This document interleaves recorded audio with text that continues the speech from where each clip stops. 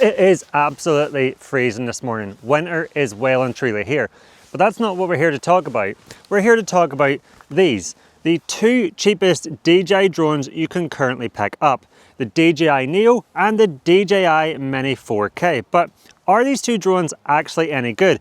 And which one should you pick up? Well, today I would love to go through the strengths and weaknesses of each of these drones so that you can work out which one is perfect for you. I'll also be talking about some of my own experiences so that you can get a better idea of what these drones are actually like.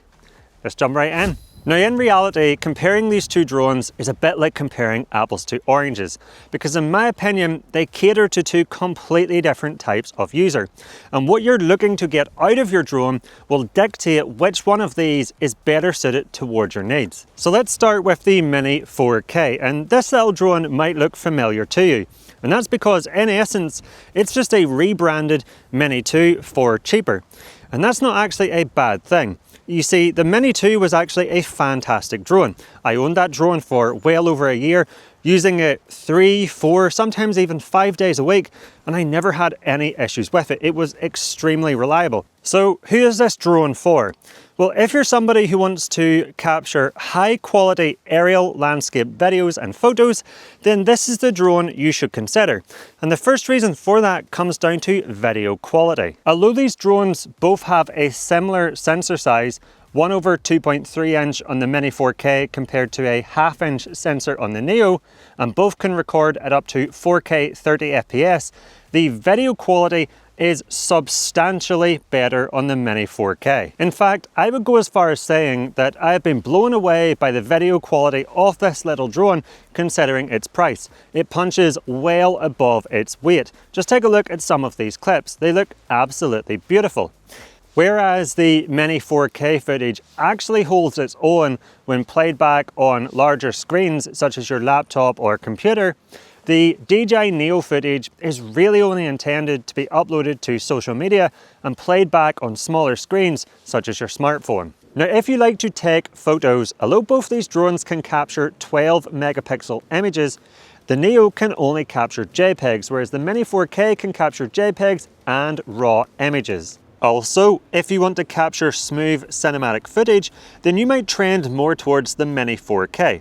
You see, whereas it has 3-axis mechanical stabilization, allowing the gimbal to compensate for the drone's tilt, roll and pan movements, the Neo only has single-axis mechanical stabilization, with the rest being handled electronically. And although this does a good job, on windier days as the drones move around more in the air, you will notice the Neo footage has micro jitters or twitchiness, whereas the Mini 4K footage remains very stable. On very windy days, when the drone has to tilt more to fight against the wind, you will also see the Mini 4K does a much better job at keeping the horizon level. Now, just quickly before moving on, if you're getting value from this video, please let me know by giving me a thumbs up and clicking that like button down below. And if you love all things drones, but also action cameras, gimbals and more, and want to learn the best settings to get up and running quickly, along with tips and tricks to get better looking videos and images with your gear, then please consider clicking that subscribe button down below. And when you're down there, be sure to check the notification bell so that you will be alerted when my new videos are released.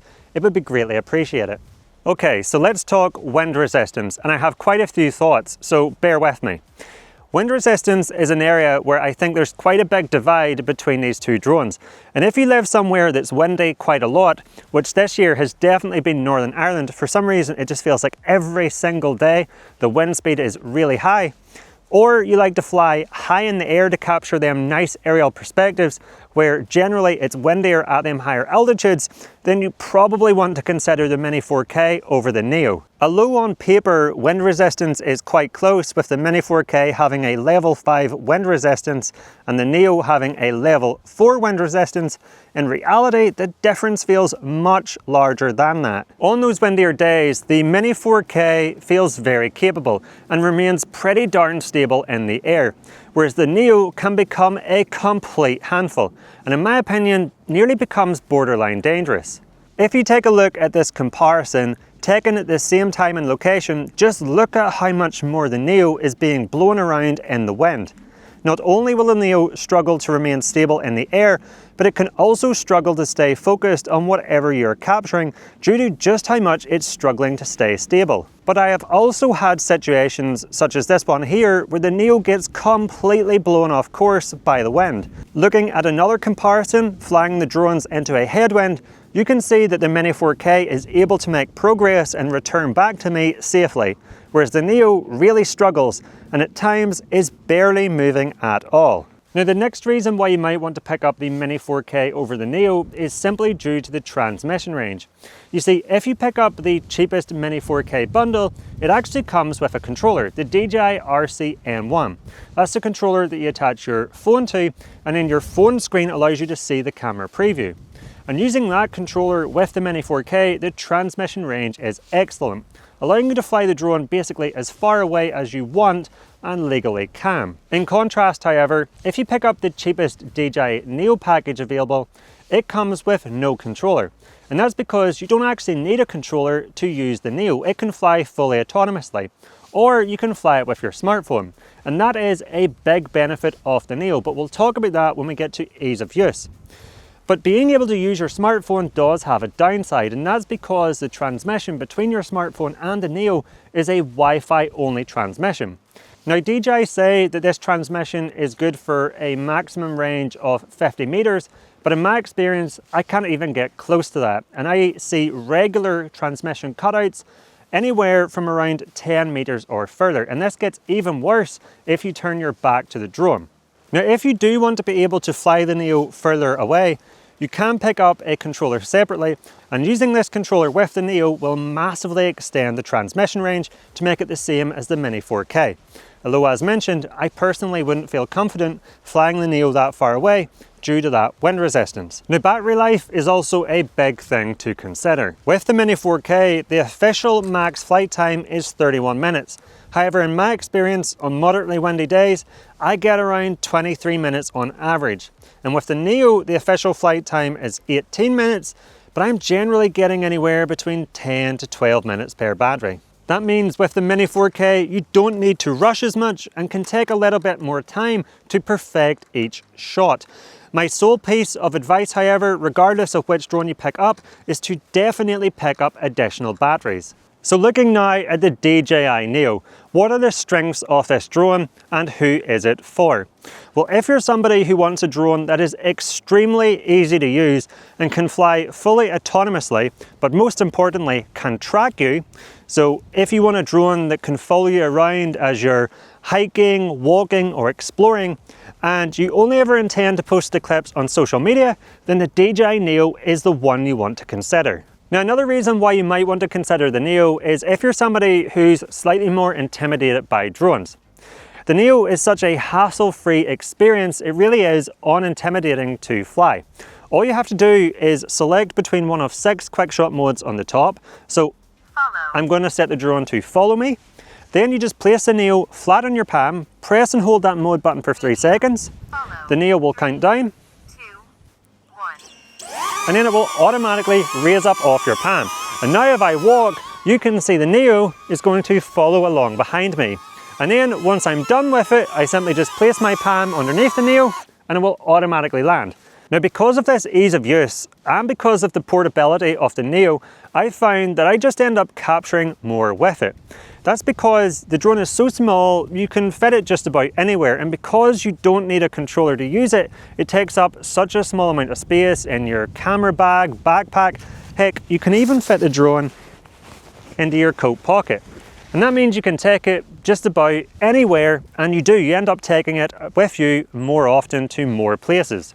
Secondly, unlike with the Mini 4K, where you have to take out the drone, then the controller, turn them both on, attach the joysticks to the controller, wait for a GPS lock, and only then, after a few minutes, can you take it off. Whereas with the Neo, you can simply bring it out, place it on your palm, press and hold that mode button, and after literally a few seconds, you can get the drone in the air and start capturing clips with it. It's just so much faster. Another nice thing that makes the Neo easier to use is the fact it has 22 gigabytes of internal storage. And this is enough, in my experience, to hold around 40 minutes of 4K 30 FPS footage.